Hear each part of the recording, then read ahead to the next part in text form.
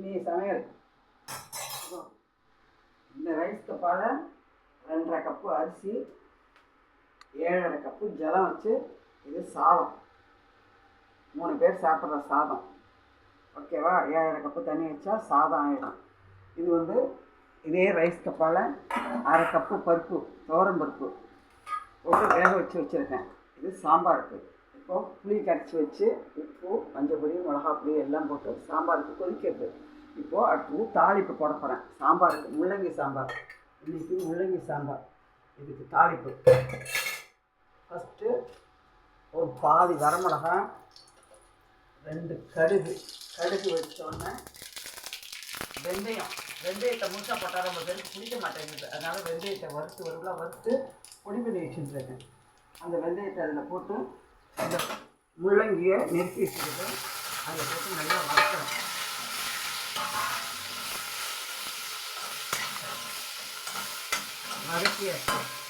நல்லாவே வதக்கிட்டேன்.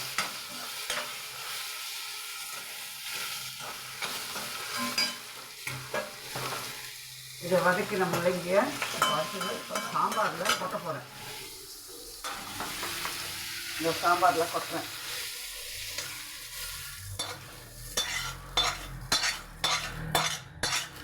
சாம்பாரில் கொட்டிட்டோன்னா சாம்பாருக்கு முள்ளங்கி சாம்பார் ரெடி ஆகிடும். வெங்காயம் போட்டதுனால பொரியல் பண்ணால் கசக்கும். அதனால இப்படி அலம்பிட்டு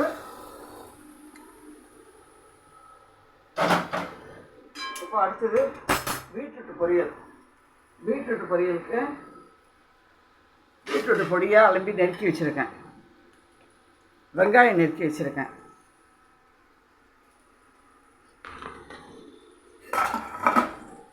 இந்த கடை காஞ்சோடனே எண்ணெய்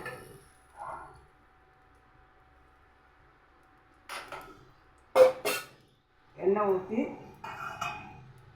வரமிளகா, கடுகு வெடிச்ச கையோட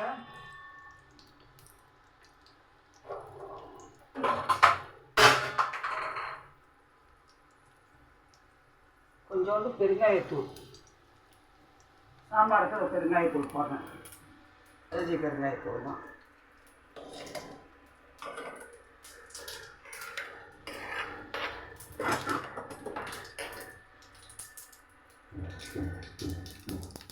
கடுகு வெடிச்சோடனே கொஞ்சோண்டு கடலைப்பருப்பு, கொஞ்சம் உடச்ச உளுத்தம்பருப்பு, இது எல்லாம் போட்டு தாளிப்பு. தேங்காய் வேண்டான்னு, தேங்காய் போட்டால் ரொம்ப பேருக்கு பிடிக்க மாட்டேங்குதுங்கிறதுனால தேங்காய் போடாத வெங்காயத்தை பொடியாக நெருக்கி வச்சுருக்கேன். இந்த வெங்காயம்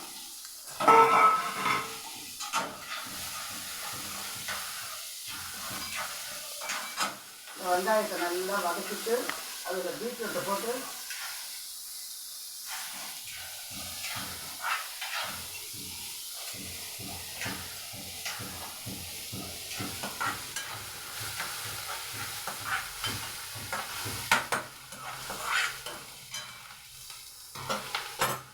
பீட்ரூட்டு போடுறேன்.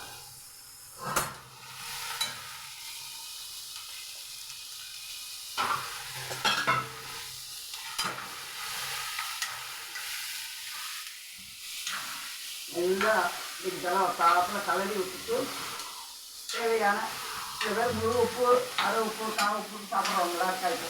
அதனால நமக்கு தேவையான உப்பு எவ்வளவோ அந்த உப்பு அதில் போட்டு கொஞ்சோண்டு மஞ்சள் பொடி,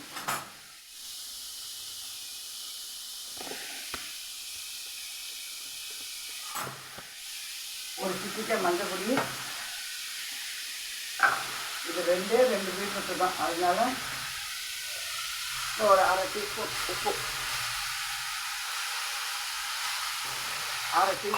நமக்கு தேவையான உப்பு. உரப்பெல்லாம் அவளுக்கு தேவையான, அவங்களுக்கு தேவையான உரப்பு உப்பு சேர்த்துக்கலாம். இவ்வளோதான் கணக்கில். நிறையா உப்பு உரப்பு சேர்த்துப்பாங்க, ஒருத்தடி இடித்த உப்பு உரப்பு சேர்த்துப்பாங்க. எந்த அளவுக்கு நமக்கு உப்பு உரப்பு வேணுமோ மினிமம் 1/4 கிலோ பீட்ரூட்னா 1/4 கிலோ காய் கழிச்சு பொரியல் பண்ணுறோன்னா 2 வரமிளகா தாளிக்கலாம். எந்த காயாக இருந்தாலும் 2 வரமிளகா தாளிக்கலாம். டீஸ்பூனில் 3/4 டீஸ்பூன் உப்பு போடலாம் எந்த காயாக இருந்தாலுமே.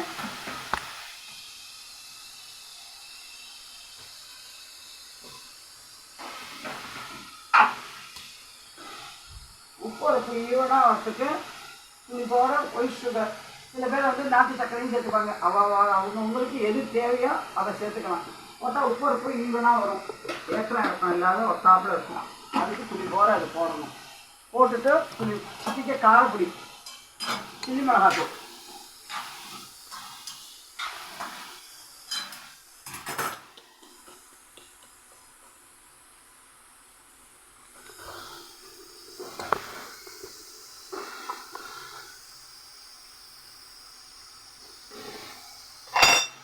சில்லி மிளகாத்தூள் ஒரு சிட்டிக்கை, இந்த ஒரு சிட்டிக்கை போடுறேன். இந்த ஒரு சிட்டிக்கை சில்லி மிளகாத்தூளையும் போட்டோம்னா ஒத்தாப்பில் ஆயிடும்.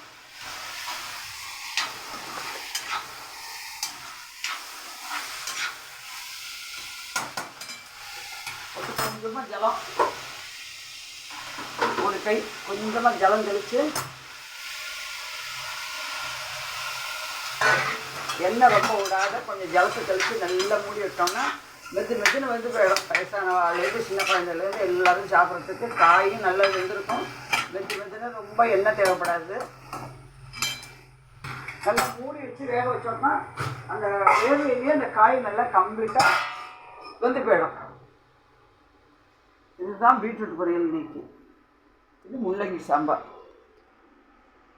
இதுக்கு அந்த காய் வெந்தோடனே இந்த பருப்பு கட்டியாச்சுன்னா முள்ளங்கி வெந்துடுத்து.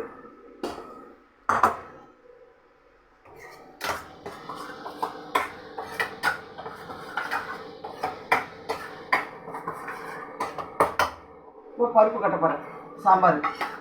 பருப்பை கொட்டியாச்சுன்னா முள்ளங்கி சாம்பார் ஓவர்.